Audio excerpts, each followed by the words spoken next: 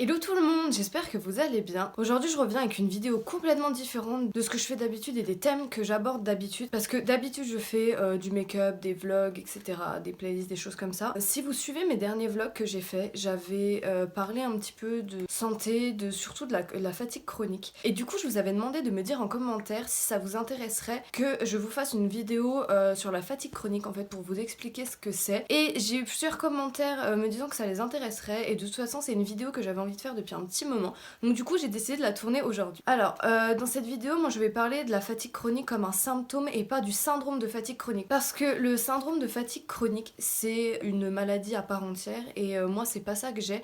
Moi en gros c'est un des symptômes, donc c'est la fatigue chronique qui est associée à ma maladie. Donc moi j'ai le syndrome d'Ehlers-Danlos hypermobile et ça peut être un des symptômes. Alors concrètement qu'est-ce que c'est Ça se manifeste pour la plupart du temps par une fatigue, mais une fatigue qui est persistante, qui est pas vraiment soulagée par le repos. Donc en gros, ça veut dire que les matins, moi quand je me lève, j'ai beau avoir dormi 5 heures, 6 heures, 7 heures, 8 heures ou 12 heures, je serai toujours fatiguée en fait. Il y a un sommeil qui est pas forcément vraiment réparateur, on va dire. Ce qui est un peu chiant aussi dans la fatigue chronique, c'est que c'est compliqué de s'endormir les soirs. Et on a souvent un sommeil qui est assez léger en fait. Moi par exemple, je sais qu'au moindre bruit, je me réveille, donc c'est un peu compliqué. Par exemple, que je fasse quelque chose de ma journée ou non, je serai forcément fatiguée tout le temps en fait. C'est vraiment un état où il y a des moments où ça va un peu mieux et d'autres non, mais je suis très très fatiguée souvent en fait. C'est même pas comme une personne qui est fatiguée normale, qui a pas dormi de la nuit. C'est vraiment une fatigue qui est persistante. On a beau dormir, et bah elle sera toujours là. Il y a des jours où ça va, des jours où c'est un peu moins fort et d'autres où c'est beaucoup plus fort. Ça veut dire que même si par exemple je fais une bonne nuit, la plupart du temps je fais une sieste l'après-midi, mais c'est pas une sieste de 20 minutes. Moi généralement c'est minimum 45 minutes et ça peut arriver jusqu'à 3 heures en fait. Et même si j'ai dormi par exemple la veille, le matin je me suis levée à 10 heures, ça m'arrive très souvent de devoir refaire la sieste l'après-midi. Et en fait c'est même pas que je suis fainéante ou que j'aime bien dormir on va dire. C'est que si je fais pas cette sieste, de toute façon je suis un zombie, je suis pas là en fait, je suis vraiment crevée et j'arrive à rien faire en fait. Et souvent, j'aurais fait une bonne nuit, l'après-midi je vais être fatiguée donc je vais vouloir faire une sieste. Et quand je vais aller faire la sieste, je vais vraiment être dans un état mais catastrophique, limite à plus trop tenir debout, vraiment les yeux qui se ferment tout seuls. Et pourtant, j'arriverai pas à dormir. Et ça m'arrive très souvent, ça m'arrive aussi le soir, où j'aurais beau m'être levée le matin à 7 heures, le soir à minuit, 1 heure du matin, des fois je ne dors pas. Alors que je suis très fatiguée et c'est vraiment compliqué. Déjà parce qu'on est fatigué tout le temps et parce qu'on n'arrive pas à s'endormir correctement, avoir un vrai rythme de sommeil. Ensuite, il y a quelque chose qui est vraiment très très chiant, qui est associé à ça. En anglais, on appelle ça brain fog. Et en gros, c'est un dysfonctionnement cognitif ou alors un brouillard de cerveau. C'est-à-dire que quand on est vraiment très fatigué, et moi ça m'arrive très souvent, même le matin ou n'importe quand en fait, j'ai des passes comme ça où ça va durer des fois 10, 15, 20 minutes et des fois pendant des heures ça va être ça ou des fois toute la journée. En gros, j'ai des grosses pertes de concentration, mais en fait je fais vraiment pas exprès. Par exemple, je vais être tellement fatiguée qu'on va me parler, je vais dire oui, oui, je vais comprendre sur le coup, et 30 secondes après, je me souviendrai absolument pas de quoi j'étais en train de parler, ce qu'on m'a dit, etc. Alors que pendant la discussion, j'ai compris, et quand on me parle longtemps, quand il y a une personne en face de moi qui me parle longtemps, je comprends ce que la personne me dit sur le coup, mais dès qu'elle passe à une autre phrase, je me dis, en gros, dans mon cerveau, tout s'embrouille, donc je comprends, mais je retiens rien en fait. Donc c'est un peu compliqué, et le pire, c'est quand il y a des discussions, quand on a un groupe de personnes, moi je peux pas suivre une discussion quand il y a beaucoup de gens. Quand il y a 3 à 4 personnes qui parlent en même temps, qui parlent ensemble, etc., c'est beaucoup trop compliqué. Il y a la moitié des informations qui passent à la trappe. Et c'est un peu chiant parfois, parce que des fois ça va, j'y arrive, et des fois c'est impossible, et ça se prévoit pas en fait. En plus d'avoir l'impression d'être dans le gaz tout le temps, bah, on a du mal à suivre. C'est en gros une perte de mémoire à court terme, c'est-à-dire que moi j'ai une très bonne mémoire, je pourrais vous dire ce que j'ai fait il y a précisément 4 ans pile à telle heure. Des fois j'ai des flashs, je me souviens vraiment de choses d'il y a très très longtemps, précisément vraiment en détail, mais je serais incapable de vous dire ce que j'ai mangé ce matin ou ce que j'ai fait cette semaine ou des choses comme ça, des choses à court terme.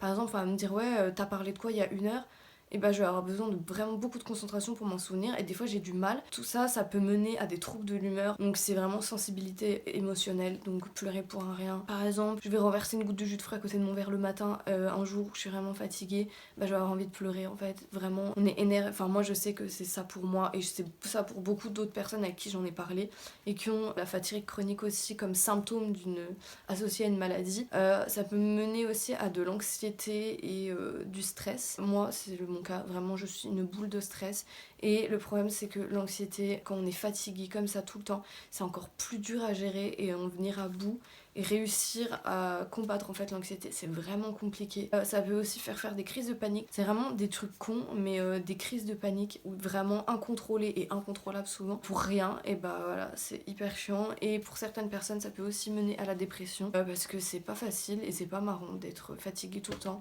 de devoir dormir très souvent, de faire la sieste et faut réussir à prévoir en fait ces journées. Je sais que c'est compliqué quand ça arrive et qu'on a un rythme de vie, par exemple qu'on travaille ou qu'on on est à l'école et que la fatigue chronique apparaît, bah c'est compliqué de devoir se dire et bah tiens, bah la journée il faut que je prévoie tout en fonction du fait que je dois me lever à telle heure, dormir à peu près tant de temps, et si je suis fatiguée pouvoir faire une sieste de temps de machin.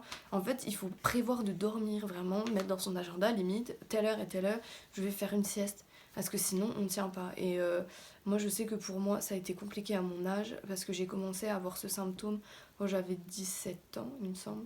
Quand j'ai commencé à avoir mes problèmes de santé, c'était vers 17 ans. Et ça a été très compliqué à gérer parce que quand on est jeune, on a envie de suivre les autres et on peut pas en fait. Parce que qui va comprendre que bah, t'as besoin de dormir 8 heures minimum toutes les nuits et l'après-midi tu vas encore retaper une sieste de 1 ou 2 heures. C'est impossible, on peut pas aller à l'école correctement, on peut pas travailler, enfin correctement, normalement entre guillemets, faire des vraies journées en ayant besoin de dormir autant, c'est impossible. Ou alors on va se forcer, moi c'est ce que j'ai fait et ce que je fais encore, pendant peut-être un jour ou deux, ou même rien qu'une journée ou une semaine, je vais me forcer, je vais pas faire de sieste, je vais faire des grosses journées. Et bah après je paye le prix fort parce que c'est un retour de bâton en gros. Et je vais être obligée de me reposer et là j'aurai vraiment pas le choix parce que je serai vraiment pas bien et je pourrai rien faire du tout. Donc c'est un truc où on peut forcer peut-être une fois mais il faut pas faire ça souvent parce que après c'est encore pire quoi. Donc quelque chose d'autre qui est aussi hyper chiant, c'est l'hypersensibilité au son, à la lumière, aux environnements bruyants, à la chaleur et au froid. Donc je vais expliquer. En fait je sais pas si c'est un symptôme de la fatigue chronique ou de ma maladie. Moi je sais que je suis hyper sensible au son. Donc en gros une télé trop forte, ça me fait mal aux oreilles et je suis vraiment pas bien. Ça me fait comme un brouillard dans le crâne. Par exemple je vais aller dehors, ça c'est pour l'environnement bruyant. Dans la rue où il y a des voitures, et ben moi je vais être très gênée par ça et je vais avoir du mal à rester longtemps dans un environnement bruyant, par exemple dans un bar, etc. Et ça fatigue encore plus. La lumière c'est pareil, par exemple dans les magasins les néons je ne supporte pas, je suis limite obligée de mettre des lunettes de soleil à chaque fois que je rentre dans un magasin parce que les supermarchés avec les néons blancs et tout c'est impossible vraiment, ça m'explose les yeux et ça me fatigue encore plus. Et la chaleur et le froid c'est pareil parce que comme tout le monde quand on est très fatigué, n'importe qui, même quelqu'un qui n'a pas ça, qui n'a pas de la fatigue chronique, quand une personne est vraiment très fatiguée on va moins supporter le chaud et le froid, sauf que bah moi j'ai pas le choix, c'est tous les jours donc des fois c'est un peu compliqué de s'adapter et c'est vraiment un peu chiant. Donc voilà pour le plus gros de l'explication de ce qu'est la fatigue chronique. Alors il n'y a pas vraiment de traitement pour aider à s'endormir les soirs. On peut utiliser de la mélatonine, des choses comme ça. Enfin moi en tout cas dans mon cas j'ai pas vraiment de traitement. Après je connais peut-être pas tous les traitements possibles pour la fatigue chronique, mais en tout cas moi on m'a jamais rien proposé vraiment de concret à part de la mélatonine ou des choses pour aider à dormir, des médicaments pour aider à dormir. Le seul truc à savoir c'est que pour les personnes atteintes de ça c'est très compliqué d'être dans une société normale, de s'adapter aux autres et les gens ne comprennent pas. Ça fait vraiment mal au cœur entre guillemets quand les gens nous disent ouais t'es juste une feignasse, non mais c'est pas normal de dormir autant, si tu te couchais plus tôt, si tu dormais moins, etc. Genre tout le monde va essayer de nous dire ah mais t'as pas essayé de faire du yoga, t'as pas essayé la méditation, tu devrais faire ci, faire ça, prendre des plantes. Non en fait je pense que chacun connaît son corps correctement et les personnes qui sont malades savent ce qu'ils ont besoin ou non.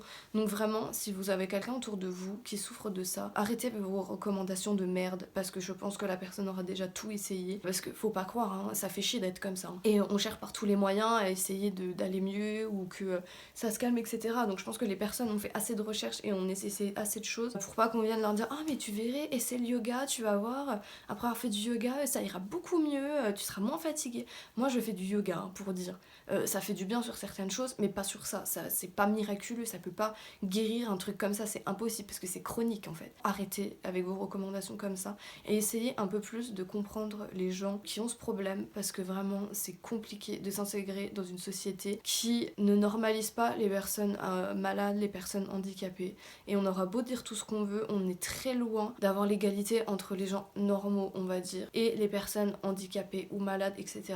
C'est à dire que les personnes handicapées et malades ne seront jamais perçues comme des personnes normales dans la société et c'est vraiment très compliqué. Donc voilà, j'espère que j'aurais pu vous en apprendre un petit peu plus sur la fatigue chronique, que la vidéo vous a intéressé, que même si vous pensez souffrir de fatigue chronique et que vous vous retrouvez dans ma vidéo, et bah franchement ça me ferait vraiment plaisir parce qu'au moins j'aurais mis des mots sur ce que vous ressentez. N'hésitez pas à me dire en commentaire, me laisser un petit commentaire pour me dire si vous avez ça ou pas, si vous connaissiez ou non. Et le meilleur conseil que je peux vous donner si vous n'êtes pas atteint de ça, c'est essayer vraiment de comprendre les gens qui sont malades et qui sont atteints de ce genre de choses parce que c'est pas facile tous les jours à vivre. Du coup j'espère que ce genre de vidéo vous aura plu. Je pense en refaire une autre petite série sur des choses de santé comme ça qui me touchent moi et qui m'intéressent. Dites-moi en commentaire si ça vous a intéressé ou pas, si vous avez des sujets que vous aimeriez que j'aborde plus précisément. Et surtout, n'oubliez pas de vous abonner à ma chaîne pour me soutenir, de liker la vidéo et je vous dis à bientôt pour une prochaine vidéo.